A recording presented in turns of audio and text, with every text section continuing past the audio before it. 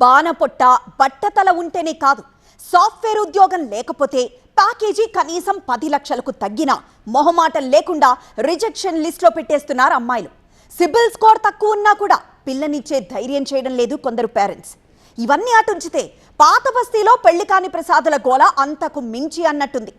Old city అనే ట్యాగే వాళ్ళ మెళ్ళో గుదిబండగా మారింది. అందుకే నిఖాకు నోచుకొని పాత బస్తీ అబ్బాయిలు ప్లాన్ బి వైపు మొగ్గు చూపుతున్నారు. ఇంతకీ ఏంటా ప్లాన్ బి? ప్రతి పర్సన్కి మనము ఏదైనా సెకండ్ ఛాన్స్ ఇవ్వాలి. ఆ సెకండ్ ఛాన్స్ ఇవ్వడానికి కూడా మనము ఇది కౌన్సిలింగ్ సెషన్ పెడుతున్నాము. సో దాంట్లో కూడా కొన్ని పర్సన్స్ మార్పు చేస్తున్నారు. చాలామంది ఇది పెళ్లి చేసిన తర్వాత ప్రాపర్గా ఫ్యామిలీ లైఫ్ చేస్తున్నారు. వారు కూడా ఇది సస్పెక్ట్ షీటర్, రౌడీ షీటర్ మనము క్లోజ్ చేస్తున్నాము. విన్నర్గా బిహేవియర్ మార్చుకొని పెళ్లి చేసుకొని బుద్ధిగా కాపురం చేసుకుంటే రౌడీ షీట్ ఎత్తేస్తాం, లేదంటే చితకేసుడే అని కండిషన్ పెట్టింది కాకి శాఖ. కానీ ఆ పెళ్లి అనే 2 అక్షరాలే ఇక్కడి కుర్రాళ్లకు పెద్ద ఛాలెంజ్గా మారింది. 100 మంది అనుమానిత రౌడీ షీటర్లను పోగేసి కౌన్సిలింగ్ ఇచ్చారు పోలీసులు.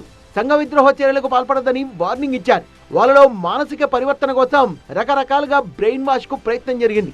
మరోసారి నేరాల్లో పాల్పడితే టోటల్గా రౌడీ షీట్ ఓపెన్ చేసి జైలుకు పంపిస్తామనేసి హెచ్చరిస్తున్నారు. ఈ మధ్యకాలము రోడ్లపైన తిరుగుతూ సాయంత్రం పూట నానా హంగామా సృష్టించడము, చిన్నపాటి దుకాణాల్లో 10 రూపాయలు 20 రూపాయలు మామూలు ఇవ్వాలనేసి తగా హల్చల్ చేసిన ఈ తొట్టి గ్యాంగ్ని ఏకంగా చార్మినార్ జోన్లో ఉన్న అన్ని గల్లీల నుంచి వీళ్ళని వెంటాడి వేటాడి పట్టుకొచ్చి ఇక్కడ కౌన్సిలింగ్ నిర్వహిస్తున్నారు.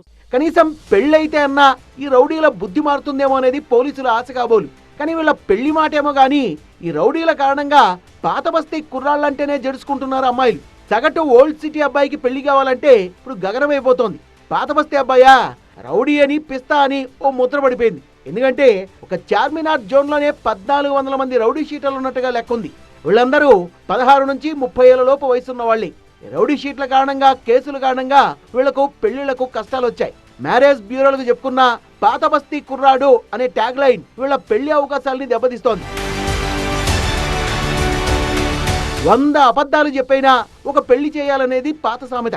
కానీ జెన్జీ టైంలో కూడా అదే సామెత కొత్తగా వర్కౌట్ అయ్యేలా ఉంది.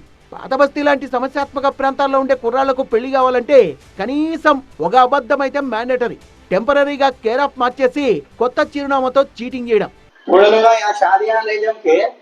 यहाँ से गोलकोंडे को टोली चौकी की जाके 2 साल 3 साल रह के शादियां जमने के बाद, शादियां होने के बाद फिर आके एरिया में रह रहे. तो सोचो आप लोग कैसा हो जाए. तो आप वो माहौल में, वो सर्किल में, वो सोसाइटी में रहे तो आप लोगों को ये महसूस नहीं पड़ता. ఇంతకీ పెళ్లి సంబంధాలు రాకపోవడంతో వీళ్ళ బుర్రల్లో సడన్ గా ఓ ఫ్లాష్ లాంటి ఐడియా ఏంటంటే, ప్రస్తుతానికి పాత బస్తీని వదిలిపెట్టి వేరే చోటకు మకాం మార్చి ఆధార్ కార్డులో టెంపరీగా కొత్త అడ్రస్ పెట్టి అక్కడి నుంచి సంబంధాలు వెతుకుతున్నారు. మ్యాట్రిమోనీ వెబ్సైట్ లో పెట్టే ప్రొఫైల్స్ కూడా మార్చేస్తున్నారు. నా పేరు ఫలానా కానీ పాత బస్తీ వాసిని కాదు అని చెప్పుకుంటున్నారు. ఆ విధంగా ఏమార్చి పెళ్లి చేసుకొని కొన్నాళ్లు కాపురం చేసి ఫ్యామిలీతో కలిసి మళ్ళీ ఓల్డ్ సిటీకి తిరిగి వస్తున్నారు. 100 చిన్న చిన్న అబద్ధాలు ఆడడం కంటే ఒకే ఒక పెద్ద అబద్ధం ఆడి పెళ్లికి రెడీ అయిపోతున్న పాత బస్తీ లోకల్ యూత్ కొన్ని 100 మంది ఉంటున్నారు.